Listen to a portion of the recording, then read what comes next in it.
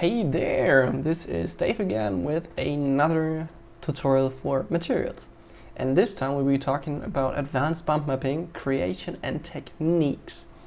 The first step, we're going to create a bump map, of course, with a simple little trick. And then we're going to use this trick within the material editor and add in another few cool things within there. This is how our material will look like. And the first thing we'll be approaching is this area, this very area, where the high part goes towards the low part, or I created an image for this. For the, or any kind of bump map or height map, what it does is it kind of tries to simulate depth for a surface. And so, for instance, using a height map, black is low and white is high. As you can see here, if it's blending right here, and a curve, or kind of like a curve, happens. Then, if we use that height map and use a basic projection, when the curve starts to go down, the, let's say, first diffuse color or second diffuse color will be projected on there already. If we use a second clear projection, it will only be a projection for the lowest part. This is the basic, or the trick I want to show you, how to get rid of this one. So if like, as you can see within this example, the first part is only the rock texture. It goes a bit inside, the curve starts, it's still rock textured, and only at the lowest point the metallic effect takes place. And this is what I want to show you. For this you'll be needing any kind of tool for 2D graphics. I'm using Photoshop, and so let's head towards Photoshop. Within Photoshop, we want to first of all create a new file, pressing Control Alt N with 1024 by 1024 pixels. Double click the background and filling it with the black color. This is our basic color, this is our second color. Press X to flip between them and double click to change the color, just as a side information. Make this black out of it, pressing Alt Backspace, create a new layer, press X on your keyboard, so now this is the basic main color, and again hit Alt Backspace. This is, well, the basic we need. Now we need is an actual mask we'll be using. I've downloaded this picture from freetattoodesigns.org. Link is in the description below as always. Drag this into our Photoshop file and do whatever you feel like it, or whatever you like to do with it. You can use any image you want. Just make sure for this example it has sharp edges. That's very important. Next, go right to the left and click on your magic selection tool and click into the black part of the image. Now go into your first layer and to the white layer and make a mask. Then delete the tribal dragon tat, go into your select your mask, press Ctrl I, and what we have here is our basic depth information. So everything that is white is high and everything that is black is low. Save this out to a target file, drag in local, 24-bit compressed. Alright, open it up, and now you can use any tool you like to create a normal map out of it. There's even a plugin for Photoshop, but I don't remember the name.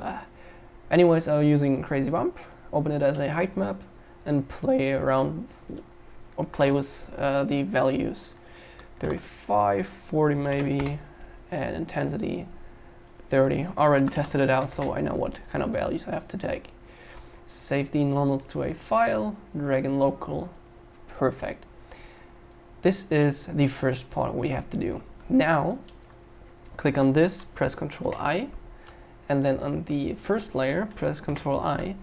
Now we have an inverted mask, because white is visible and black is invisible, and this we could already use for our object. Let's say white is a metallic texture and black is the rock texture as shown in here. Still, now we have the problem of the basic projection. So if the curve goes toward the inside, even the downfall here is, well, it has for instance, the metallic texture already. But what we want to achieve is that only the lowest point has the second texture information or diffuse color or whatever. How do we achieve that? And this is pretty plain and simple. First, duplicate this layer 2 times and only make sure the second one is visible. Now go in here, left click it, then control left click it, and you have a selection. Go to selection, change selection, and go to make it bigger. Make it bigger by 1 pixel. And now press Alt backspace to fill it in with white. Okay, what did I do now?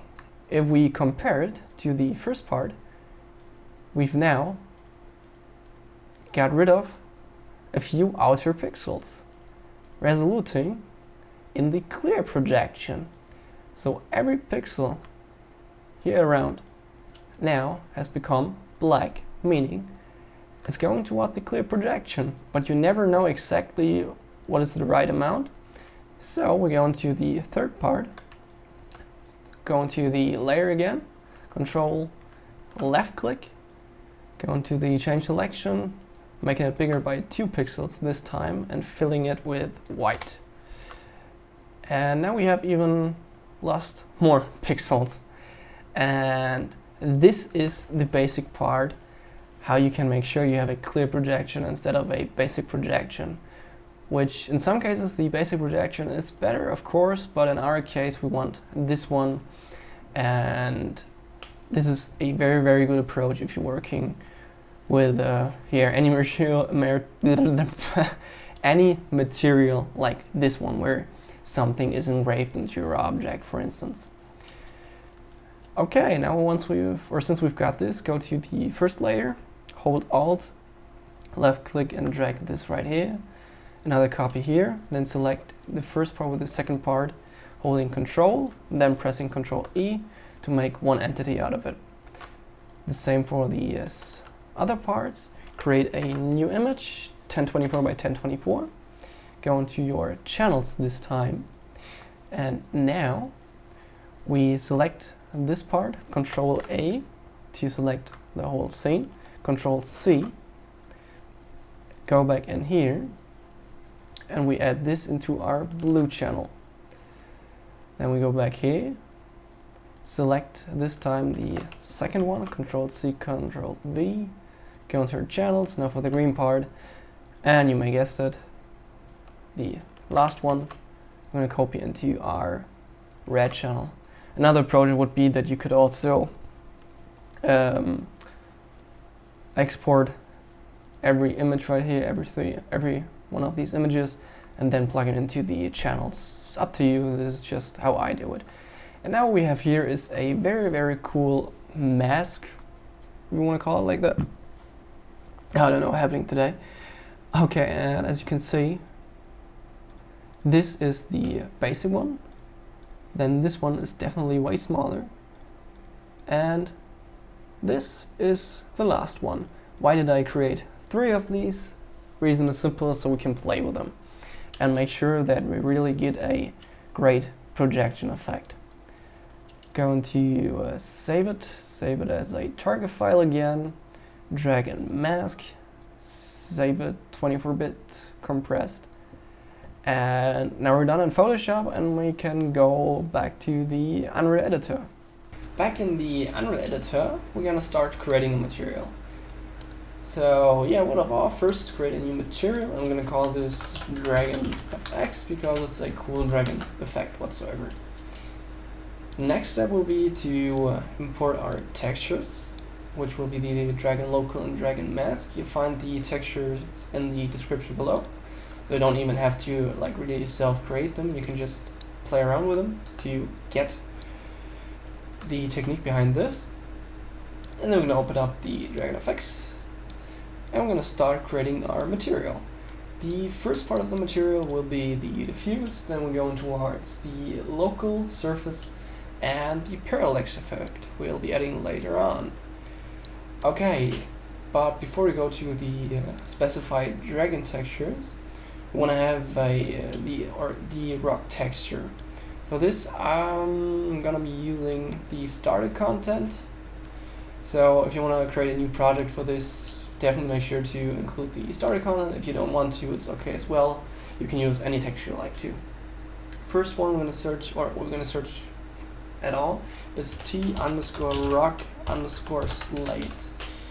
You won't have this texture for yourself because it's just like a test I did for tessellation. Now go right click, search for textures, sample parameter 2D, diffuse map will be the first one with the group diffuse of course, and then create a copy of it and call this local_map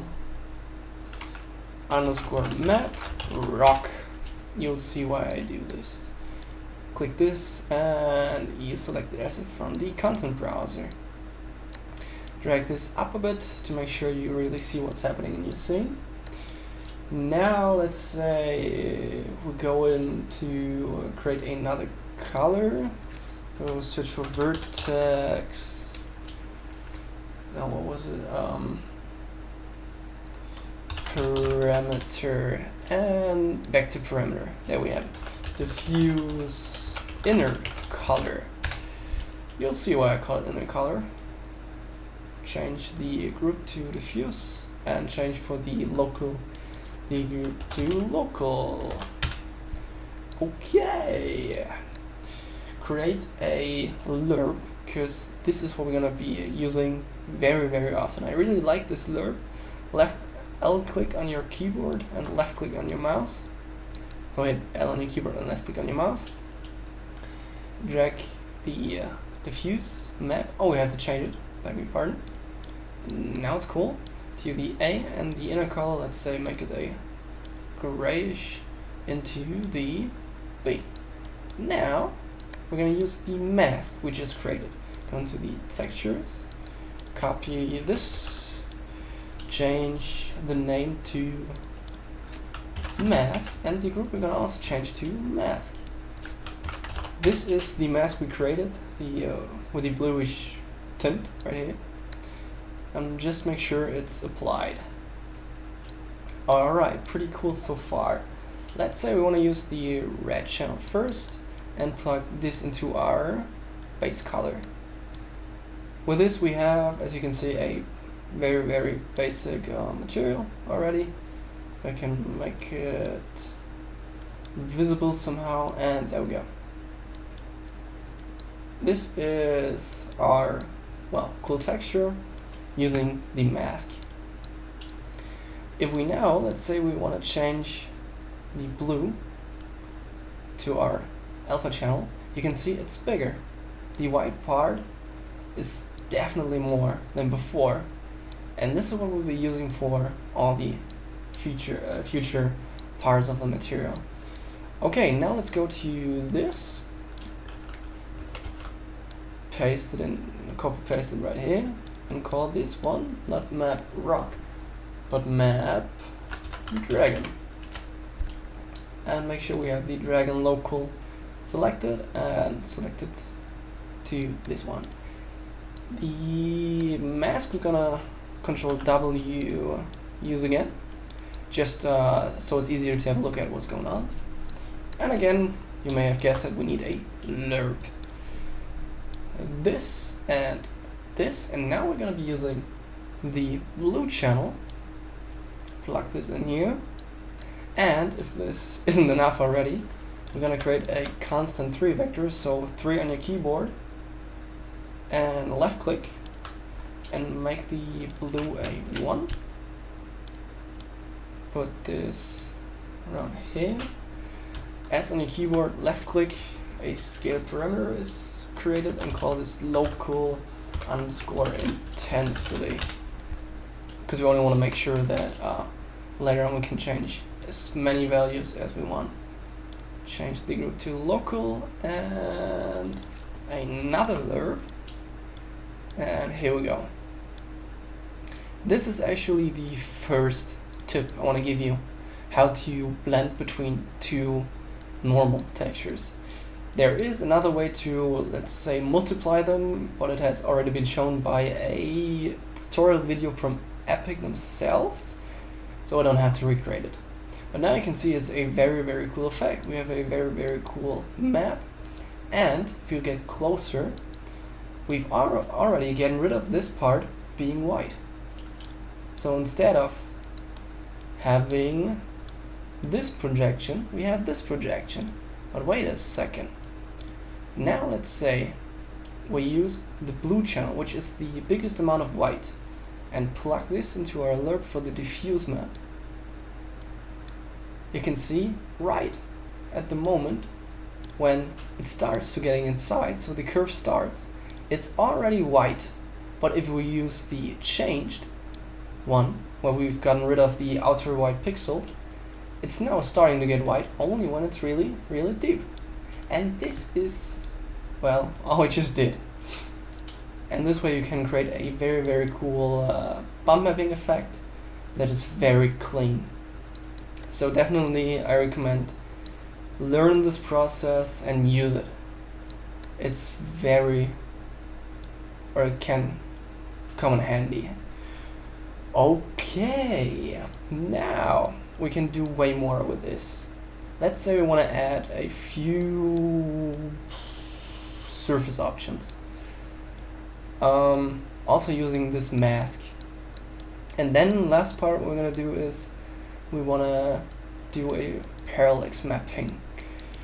Let's say we go through the surface options first. So create a scalar parameter. First one will be metallic, but outer. Yes, metallic outer.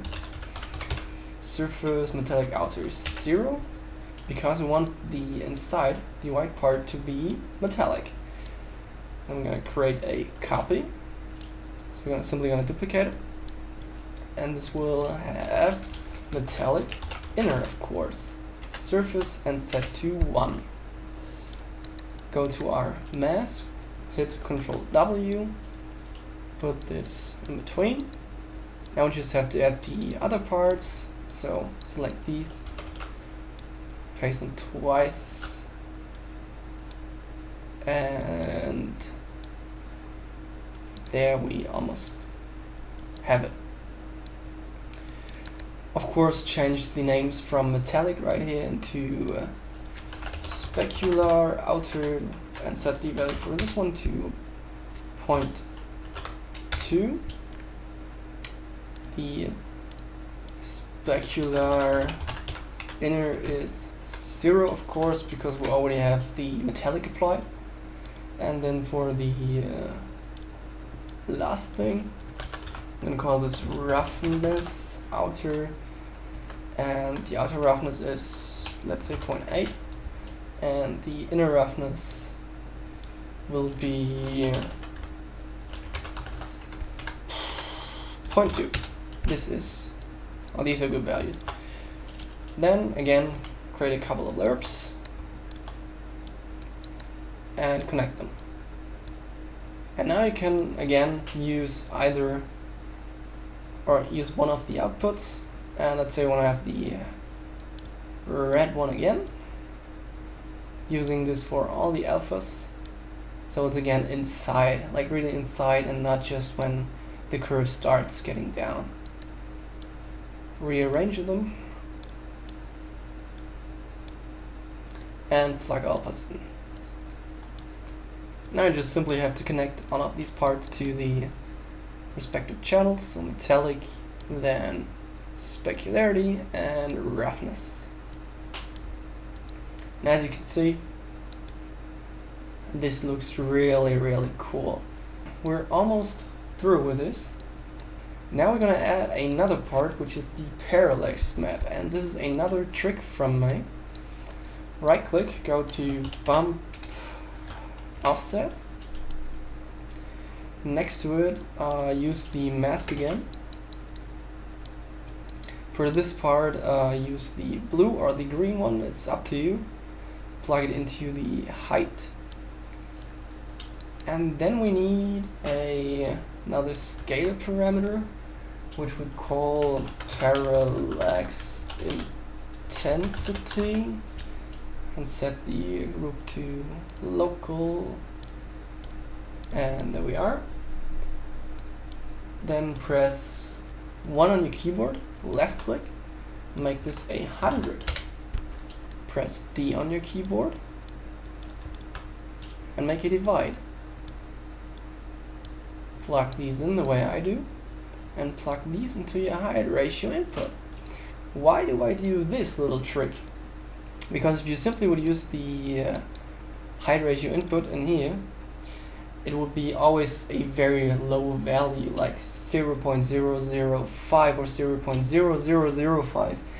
And if you're using instances, it will be really like weird changing a value as low as 0.000.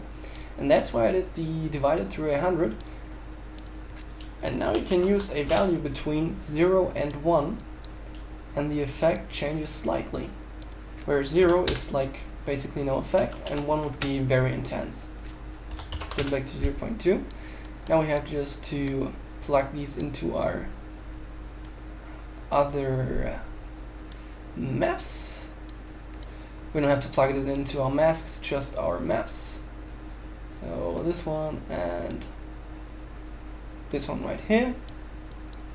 Now we have a cool subtle parallax effect.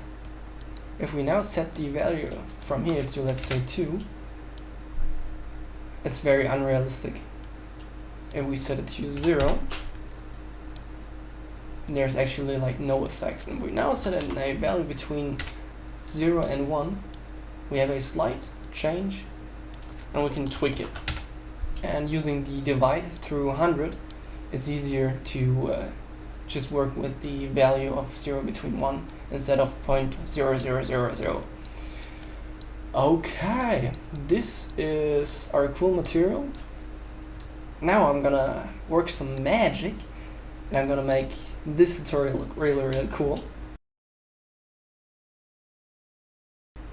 And now we're through. This is our very cool, very, very clean material with our mask and with different mask settings.